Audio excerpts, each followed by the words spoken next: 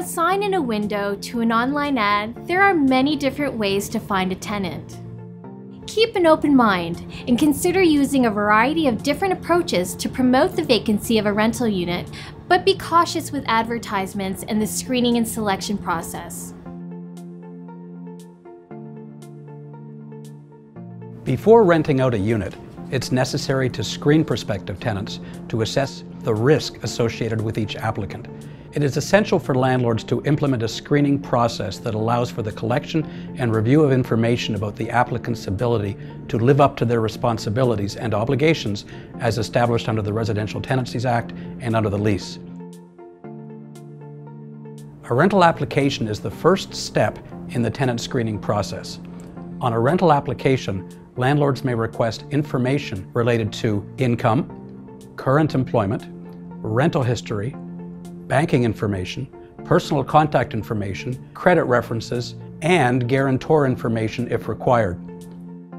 Most landlords also require a deposit with the rental application as a sign of the applicant's good faith. Upon acceptance of the applicant, the deposit becomes the last month's rent deposit, which is used as rent for the last month of the tenancy. The same rental application should be used for each applicant. This will ensure that the same information is collected, and it may help avoid claims of discrimination under the Human Rights Code.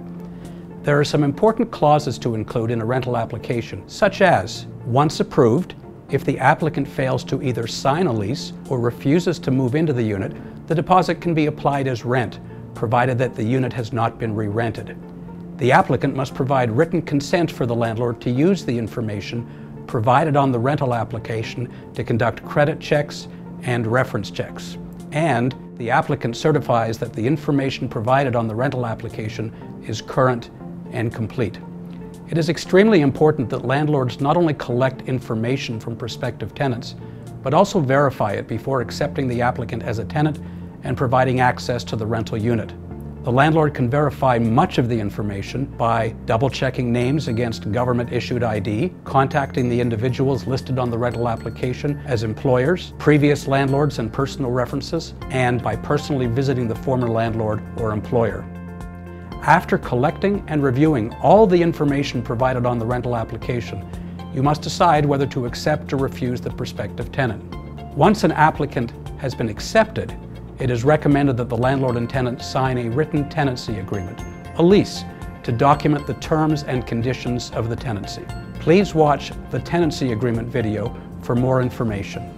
Landlords should also make sure to collect the last month's rent deposit in full before providing the tenant with a key to the rental unit. For more information on tenant screening and selection, please visit www.landlordselfhelp.com.